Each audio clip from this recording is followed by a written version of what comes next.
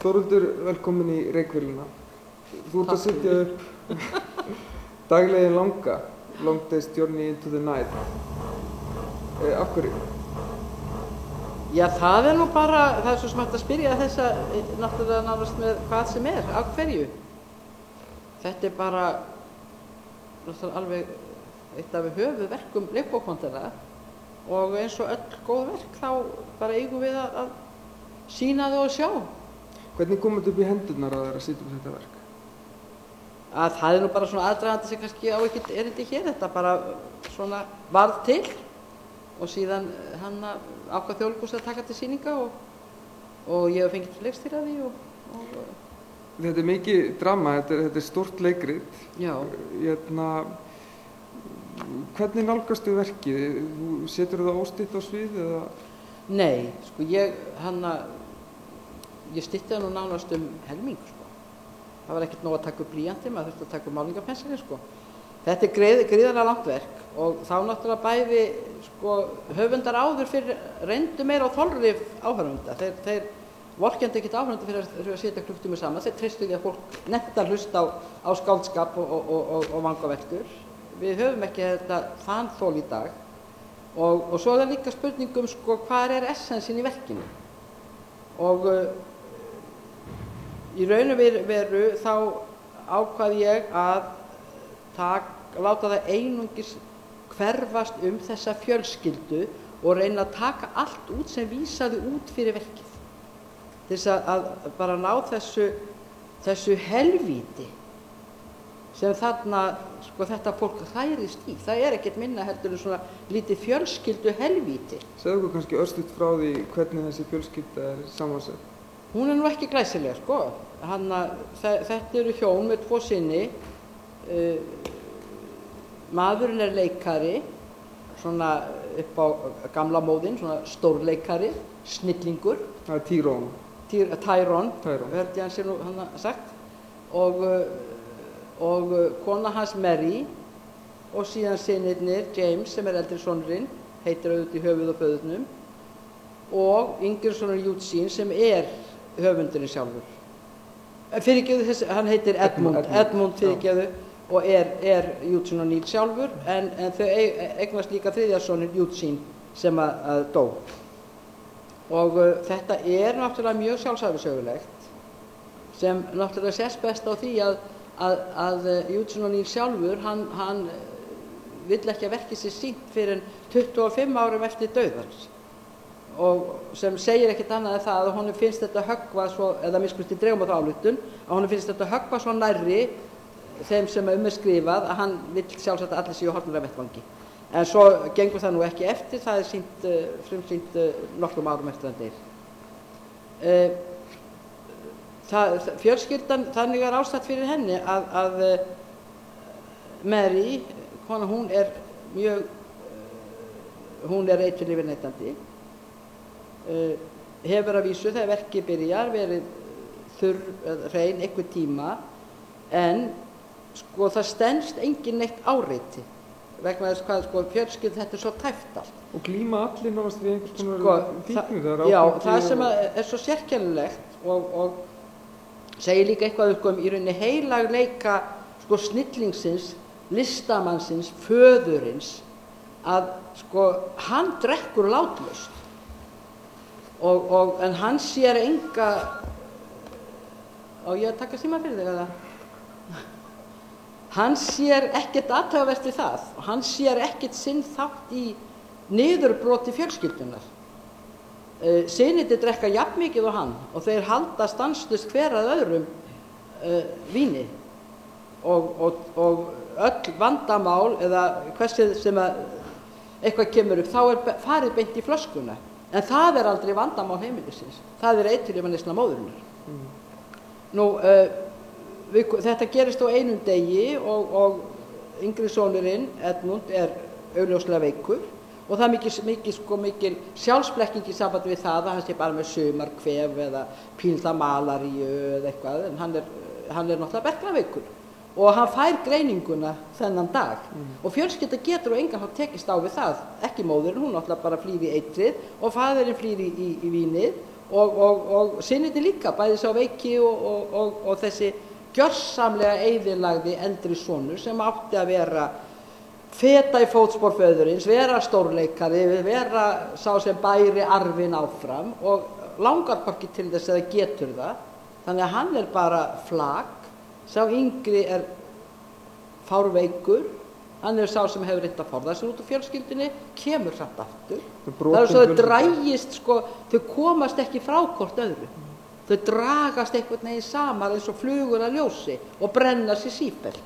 Ég tók eftir einu þegar ég las það að það mikið talað tíma í verkinu og það eins og séu föst í einhvers konar tímaleysi, það svo fortíðin og framtíðin renna einhvern veginn saman. Og það alveg rétt, þetta þau einhvern veginn, það allt lífið alltaf undir, en samt þau draga engan lærdóma, þau get ekki tekist á við neitt, það alltaf bara verið að bregðast við hér og nú, það öll viðbrögð eru úr jafnvægi, þetta allt fólk sem á kafi í neyslu, þannig að það ekki jafnvægi nokkuð sköpuðum hlut og þau ýmist ráðast heftalega hvert og annað, það ekki takmörk fyrir því hvað þau segja hvert við annað.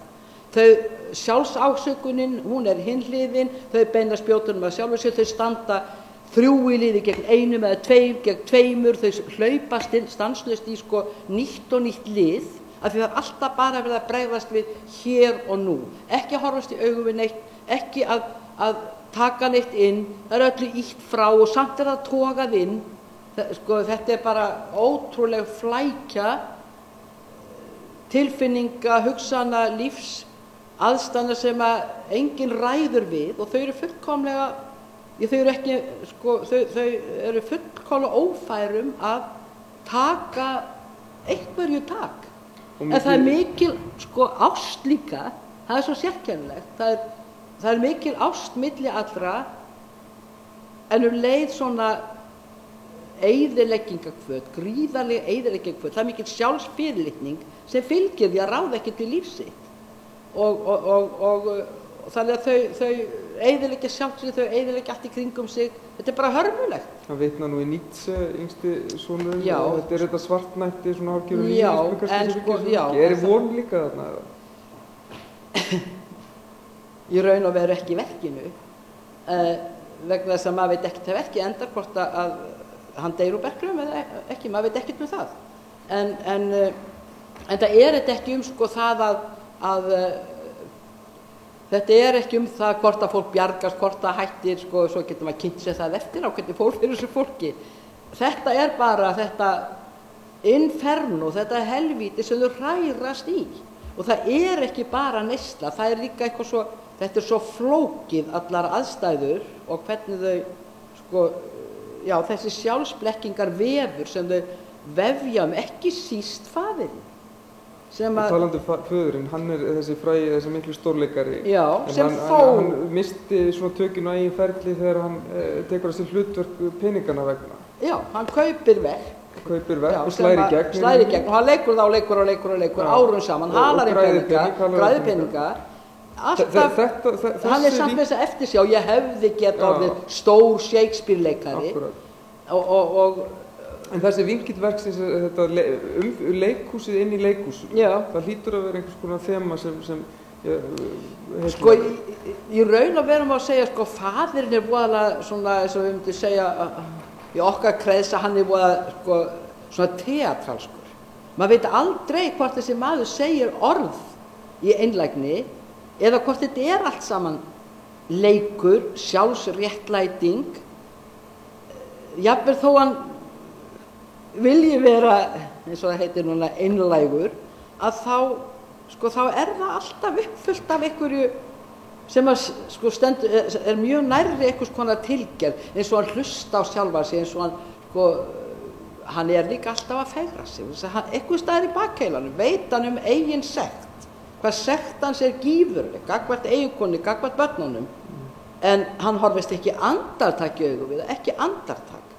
Þannig að það sjónarspil. Já, þín vinna sem leikstjóri, þú hefur sagt okkur að þú styttir verkið nánast helming. Já. Það mjög langar leiklýsingar í verkinu, 2 síður í upphafi. Það mjög nákvæmlega lýst persónum, klæðaburði þeirra, framkomu, jafnvel viðhorfum. Hvernig, hvað eftir fyrir þig? sem leikstjóra? Það náttúrulega bara eins og með annað. Þú nýtir það sem þér finnst nýtast því sem þú ert að gera og lætur annað lönd og leið. En mér dettur ekki í hug að segja bara leiklistingur hallærislegar út með þær allar, skilur við.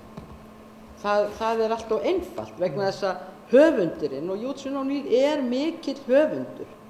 Þeir hafa það að vera mikill höfundur meðal annars byggist á því að þú hefur einhvern undarlegan skilning á mannlífi, á fólki, á samfélagi og þar alveg má maður ekki taka það sem þið segja bara gamaldags og púka og henda því, en þú nýtir það sem þú vilt nýta og annað ekki. Hvernig passar þetta verk inn í svona leiklistaflóruna hérna núna? Þetta verk sem á erindi við okkur í dag? Nei, ekki neitt. Það á ekkert erindi. Þetta gerist ekki í dag og þetta gerist ekki einn og einn. Þetta hrunið? Nei. Erindi. Þetta eina af þessum svona gatsliknu spurningum. Verkur sett upp í dag og það eftir frægum bíómyndum jafnvel. Það svona verið að reyna að keyra á því að fólk þekki hugsanlega söguna frá því einhvern tímann áður. Hvað ætti að fá fólk til að vilja sjá þetta í dag? Þunglyndislegt drama fjölskyldu í eigin helviti? Auðvitað ekki bara að segja það sem að alltaf hefur nú verið kannski aðal aðdráttarafl leikhússins. Það bara feiknarlega gott verk og ef að góðir leikarar eru góðir og þeir fá, við skulum segja aðrir bara líka, af hverju viljum við opna góða bók, af hverju viljum við setja plötu á fóninn, eftir hverju erum við að sækjast?